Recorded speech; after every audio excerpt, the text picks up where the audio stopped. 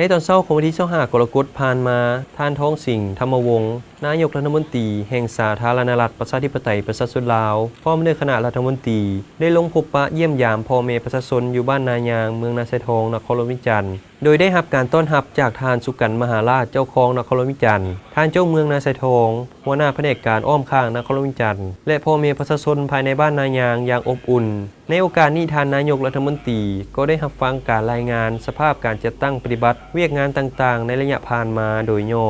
จากท่านบุญทองพรหมจันทร์เจ้าเมืองนาไซทองและนายบ้านนายาง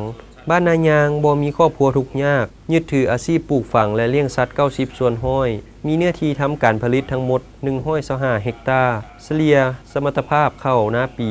3.9 ต้นต่อเฮกตาร์บ้านมีความเข้มแข็งมีความสงบประชาชนมีความเชื่อมั่นต่อการนำพาของภาคและรัฐออกแรงงานเพิ่มพูนผลิตผลหาเลี้ยงกุ้มตนเองและครอบครัวสามารถหลุดพ้นออกจากความทุกข์ยากโดยสิ้นเชิงจากนั้นท่านนายกรัฐมนตรีก็ได้ให้เกียรติขึ้นโอ้ล้มโดยท่านได้กล่าวแสดงความย่องยอสมเสยต่อคณะนำเมืองนาไซทองและบ้านนายางที่ญาติได้ผลสำเร็จหลายด้านและเน้นให้อำนาจการปกครองตลอดฮอดพ่อแม่ประชาชนทุกๆคนสืบต่อก่อสร้างปกปักรักษาและเสริมขยายมูลเชื่อวีรชนที่องอาจกล้าหาญไว้ให้ดีที่สุดเนื่องจากว่าบ้านนายางแม่นบ้านวีรชนที่มีการเคลื่อนไหวลับให้แก่พื้นฐานการปฏิวัติในสมัยต่อสู้กู้ชาติต้านกับจักรพรรดิผู้หุกหาญพร้อมนี้ก็เรียกร้องให้ประชาชน